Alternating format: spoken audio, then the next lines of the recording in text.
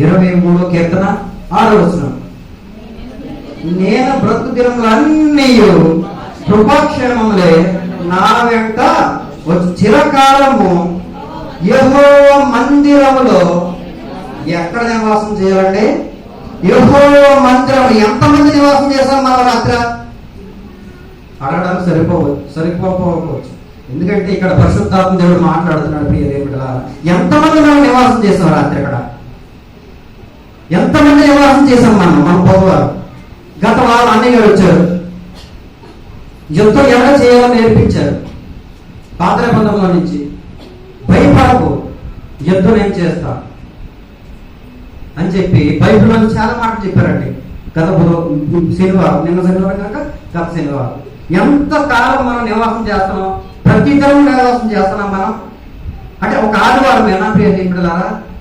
ఇక్కడ మనం ఏం చేయాలంటే చిరకాలము యెహోవా మందిరములో నేను నివాసము చేస్తానని చెప్పి భక్తుడైన దావీదు సెలవిస్తున్నాడు. అంటే ఆయన అడవులో ఉన్నా, పొలంలో ఉన్నా, లేకపోతే గొడుగులతో ఉన్నా, వాళ్ళ అన్నదమ్ములతో ఉన్నా, లేకపోతే అప్పుడు గత అంతకు ముందు సౌలుతో ఉన్నా, ఎంతమందితో ఉన్నా దేవునితో సహవాసం చేసిన ప్రియ దేవుడు.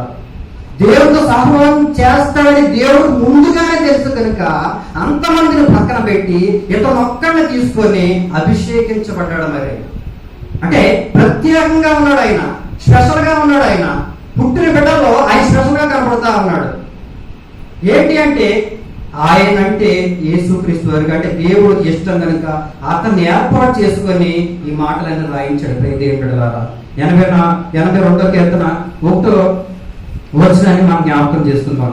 82వ వచనాన్ని మనం జ్ఞాపకం చేసుకుందాం. ప్రియ దేవుడి ద్వారా, దేవుని సమాజంలో దేవుడు నిలిచి ఉన్నాడు, ఆయన తీర్పు తీర్చుచున్నాడు. మనం లెక్కప్ప చెప్పాలి. ప్రియ దేవుడి ద్వారా, సమాజం అంటే మనమే. దేవుడు అంటే ఇక్కడ జరుగుతున్న కార్యక్రమం. ఇక్కడ ఎవరు నిలబడ్డారంటే శ్రీను గారు కాదు, పరిశుద్ధాత్మ దేవుడు నిలబెట్టుకుంటాడు. ప్రియ దేవుడి ద్వారా ఒక మాట చెప్పాలని నేను ఇష్టపడతా ఉన్నా. పాత మందిరంలో ఉన్నప్పుడు చెప్పొచ్చు ఈ మాట ఇక్కడ అందుకని చెప్తుంటే, పాత మందిరంలో ఉన్న టైంలో ప్రార్థన చేస్తుంటే, ఇప్పుడు మన సోదరులు ఎవరైతే ప్రార్థన చేస్తున్నారో వాళ్ళు ప్రార్థన చేస్తుంటే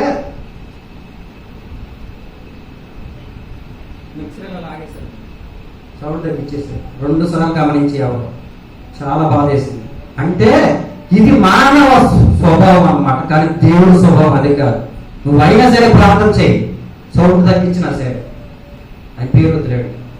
అయినా సరే ప్రార్థన చేయి, మానలేదు. ఇంకో మాట చెప్పమంటారా? అదే మందిరంలో బాప్తిసం తీసుకోకూడదు నేనుంటే చెప్తున్నా, దైవ సేవకులు శేఖమణి గారు నాన్నగారు బల్లా ఆదరించేటప్పుడల్లా అని చెప్పారు అనేవారు. బల్లా ఆరాధన ఏడు ప్రభా నన్నేమంటారు, ఈయన నాకు తెలియదు కదా, బాప్తిసం తీసుకుని మనకు మా ఇది లోక స్వభావం మామూలుగా ఉన్నా ఏంటి నన్నేమంటారు బల్లా ఏమో దేవుడి ఏర్పాటు ఏమో ఏమిటి ఎంత బలం ఉంటుంది దేనికైనా మంచిది, మనం జాగ్రత్త ఉండాలి అని ఎవరో ట్రైనింగ్ ఎవరంటే ఎవరు తరిగి తెవల రోజు శనివారం నుంచి దేవుడి కృపను బట్టి జాగ్రత్తగా ఉంటుంది, శరీరం కాపాడుకుంటుంది. ఆదివారం సిద్ధపాటు కలిగి మంచిని తీసుకోకుండా మందిరం అయ్యే కూడా నేను ఈ రీతిగా ఉండాలి అని నేను అలాగే నిబంధన చేస్తున్నాను. ఇప్పుడు కూడా ఈ రోజు కూడా అప్పటి నుంచి తర్వాత బాప్తిసం ఇచ్చారు. తర్వాత బాప్తిసం ఇచ్చారు. ఇక బలారాధన కార్యక్రమం జరుగుతుంది. ప్రతి బలారాధనలో కూడా నేను ఉండాలని కోరుకున్నారు ఎవరు?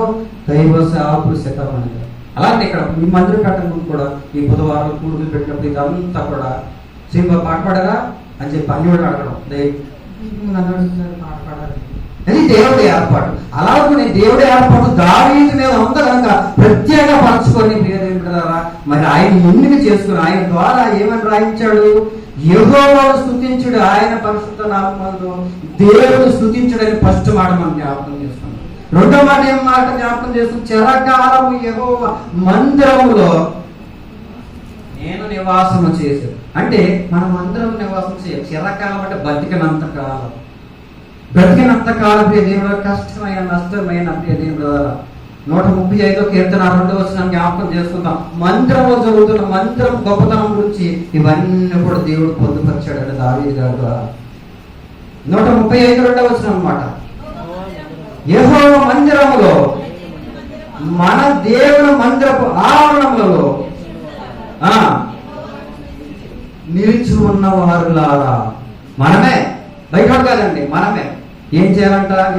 నిలిచి ఉన్న వారులారా యెహోవాను, దేవుని ఏం చేయాలంటే స్తుతించాలి. ప్రతి ఒక్కరు కూడా. ఏంటి, నేను చదువుకోలేదు కదా, అవసరం లేదు ప్రార్థన చేయడానికి. ఏంటి నేను చెప్తున్నా, చదువుకోలేదు అంటారు కదా, మరి అక్కడ యాత్రలకు వెళ్ళినప్పుడు డబ్బులు రూపాయలు సొంతగా తీసుకుంటారు మన అక్క చెల్లి. ప్రేమికుడారా, నేను చూసా, అబ్జర్వేషన్ చేస్తా ఉంటా. కూలికి వెళ్తే చక్కగా 10 రూపాయలు సొంతగా తీసుకుంటారు అక్క చెల్లెము. లెక్క వచ్చింది, మనకు తెలుసు ఏది కొనాలో మనకు తెలుసు, బయటికి వెళ్ళి ఏది ఇవ్వాలో మనకు వెళ్ళడం తెలుసు. ప్రార్థన చేయడం ఎందుకు రాదు? మనకి రావాలి, ప్రార్థన చేసుకోవాలి, ఆయన స్తుతించాలి, ఆయన కనపరచాలి. ప్రియ దేవుని బిడ్డలారా, 134 వచనాన్ని మనం జ్ఞాపకం చేస్తాం. యెహోవా సేవకులారా, యెహోవా మందిరములో రాత్రి నిలుస్తున్న వారు లారా, మీరందరూ కూడా యెహోవాని ఏం చేయాలి? మందిరంలో స్తుతించాలి. ఇంత గొప్పగా మాట్లాడుతున్నాడు, ఇంత ధైర్యంగా మాట్లాడుతున్నాడు. అందరూ, ఒక్కడ కాదు, అందరూ కూడా స్తుతించాలి. ఆయన గణపరచాలి. 118:26 కీర్తన, 118:26 యెహోవా పేరట వచ్చువాడు ఆశీర్వాదము నందుగా. యెహోవా